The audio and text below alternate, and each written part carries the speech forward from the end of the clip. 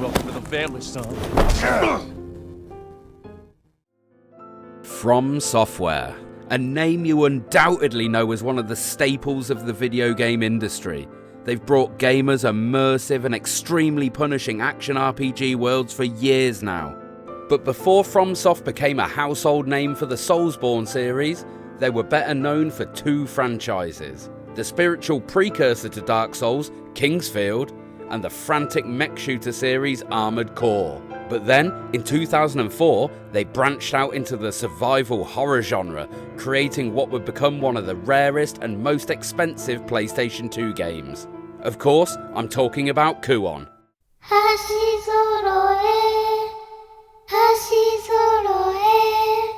Hello and welcome back to the channel. If you get any enjoyment out of this video, please like and subscribe and definitely leave a comment. I absolutely love responding to them. Right, with that out of the way, let's get back to Kuon. Now, as I said before, this is one of the rarest PS2 games, so don't expect to be picking up a copy for less than about £400. So with that in mind, my only real option was to fork out a lot of hard-earned money and definitely not emulate it. And with that out of the way, let's talk about the game. Kuon's a supernatural survival horror game set in ancient Japan during the Heian period. The story takes place across three separate scenarios called phases, each with their own protagonist. The Yin phase, the Yang phase, and finally the Kuon phase, which unlocks after the previous two have been completed. All three of the phases take place within the same area, the grounds of the Fujiwara Manor in Kyoto. The Yin phase has you following a shrine maiden called Utsuki, who arrives at the Fujiwara Manor with her sister Kuraha in search of her father Doman, who is an onmyoji who is investigating the manor. The Yang phase follows Sakuya, who's a trainee onmyoji and disciple to Doman. She arrives at Fujiwara Manor at a similar time to Utsuki with three other disciples in order to investigate rumours of supernatural disturbances. The third and final phase, the Kuon phase, follows Abe no Seimei, a master onmyoji and Doman's greatest rival. She arrives at Fujiwara Manor towards the end of the other phases' narratives with the sole purpose of investigating Doman's actions. During their investigation of the ominous manor, our three protagonists must face a variety of supernatural creatures, the most common of which being the Gaki, twisted imp-like creatures with heavily distended stomachs who feast on the dead without ever being able to slake their hunger. But our protagonists aren't helpless in their journey. They each have a melee weapon and a range of magic spells.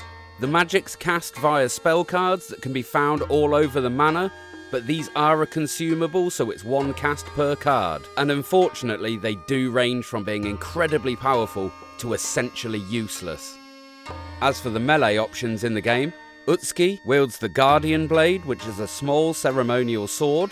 Sakuya uses a fan that was gifted to her by Doman, and Abe no Seimei uses a Naginata. It's worth noting that Utsuki and Sakuya can both find different variants to their weapons, where Abe no Seimei uses the same Naginata for her entire scenario, but that really isn't an issue because it's already the most powerful melee option in the game. As for how the gameplay feels, well, Kuon controls pretty much the same as every other survival horror game on the PlayStation 2, ditching the tank controls of the past and opting for a more 3D control scheme, which for the most part works really well, although the combat is still fairly clunky and the auto-aim for the spells doesn't always work how you would want it to. But you've got to expect a certain amount of jank from a game in this generation, and if you're my age or you have a specific love of survival horror, you may be like me and find that it actually adds to the charm of the game. And luckily, if you do miss a spell and take a hit from an enemy, this game is very forgiving when it comes to regaining health. All of the characters are able to meditate, and this allows them to pretty much recover from any injury, and it also fights off the stress that they're feeling, avoiding them suffering vertigo, which is a negative status effect that manifests in hearing the character's heartbeat very loudly and the screen going blurry. A little bit like when Fiona panics in Haunting Ground. But at least in Kuon you still retain control of your character. Right, let's move away from the gameplay and have a little look at the presentation. Much like many other survival horror games, the camera angles in Kuon follow the design trend that was put in place by Resident Evil with a very cinematic feel, though here it's more akin to Resident Evil Code Veronica with panning and tracking shots, and of course ditching the pre-rendered backgrounds of the PlayStation 1 era, opting for fully 3D environments. And when it comes to the graphical fidelity, I can't say anything other than it's fantastic. If you mix the overall horror aesthetic, the great visuals, fantastic camera work, and a genuinely creepy and oppressive soundscape, Kuon becomes a brilliantly effective overall horror package. Now, I've heaped a lot of praise on this game, but there are some negatives. Of course, we've spoken about the combat being a bit clunky, and the auto-aim for the spells not working quite right.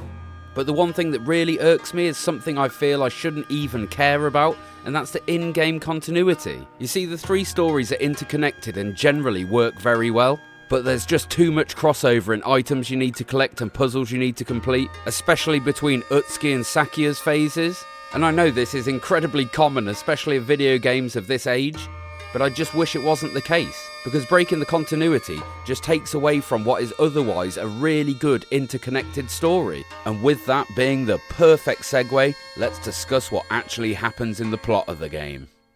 Now, I won't go and deep dive beat for beat and ruin everything for you, but there will be some major spoilers.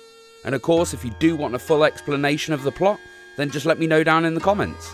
Okay, this is your final spoiler warning. Skip to the time on the screen if you don't want anything spoiled for you. Okay, you've been warned.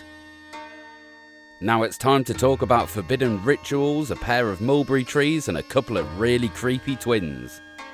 The game begins with Utsuki and Kuroha arriving at Fujiwara Manor in search of their father, Doman. And simultaneously, Sakuya arrives with the other trainee Onmyoji in order to investigate the supernatural disturbances reported at the manor. As our protagonists explore and investigate the manor, it doesn't take long to come to the conclusion that all the paranormal troubles that have befell the residents of Fujiwara Manor can be linked to Doman and his experiments into the taboo that is the Kuon ritual. The objective of this dark ritual is to achieve rebirth, placing people inside cocoons, in this case large wicker baskets, and fusing them with other creatures, starting with the silkworms that live in the two mulberry trees that stand as the centerpiece of the manor's courtyard, and moving on to larger creatures such as centipedes and cats, ultimately graduating to humans. You see, the ritual must be performed 9 successive times in order to achieve full rebirth. And for his experiments, Doman has been using the residents of Fujiwara Manor, the monks from the nearby temple, and even his own daughters to achieve his necromantic ambitions. And at this point, I'm going to drop one of the big twists of the game. Kuroha, Utsuki's sister, has been dead since before the start of the game's events, and we come to learn that she was the victim of a freak climbing accident that was subsequently blamed on Utsuki, leading Doman to use the Kuon ritual to resurrect her, or at least partially. Now, this could leave you to believe that Doman is merely acting to save his daughter through any means necessary, but this isn't the case. Doman is interested in nothing but power and the downfall of his rival, Abe no Seimei. Doman's motivations and proclivity toward the heretical are well known by Abe no Seimei. And although she isn't aware of Doman's plan to use the Kuon ritual, she arrives at Fujiwara Manor to investigate him and put to rest whatever his plans are, ultimately leading to the story's conclusion and inevitable final showdown. But I really don't want to spoil the end of the game for you, so I'll just ask this question. What about these twins? These creepy children are the physical manifestations of the spirits of the twin mulberry trees. They show up at multiple points during all 3 narratives, and clearly have their own desire to see the Kuon ritual succeed, although it does seem that their desires are not the same of that of Doman. But rest assured, they're very important to the plot, and saying any more would be a massive spoiler. Okay, well that's all I'm going to say on the story, so before I wrap up the video, I'd just like to say thanks for watching. Please subscribe and definitely leave me a comment down below. I read every single one of them and I absolutely love responding. Okay, so I'll wrap the video up with some final thoughts. Now, this was the first time I'd played Kuon to completion, and I genuinely enjoyed my time with the game. It's got a great atmosphere and lots of brilliant little horror moments. It can make you feel uneasy at times. Graphically, it's got that charm that only a PlayStation 2 game can have, and the soundscape is so unsettling.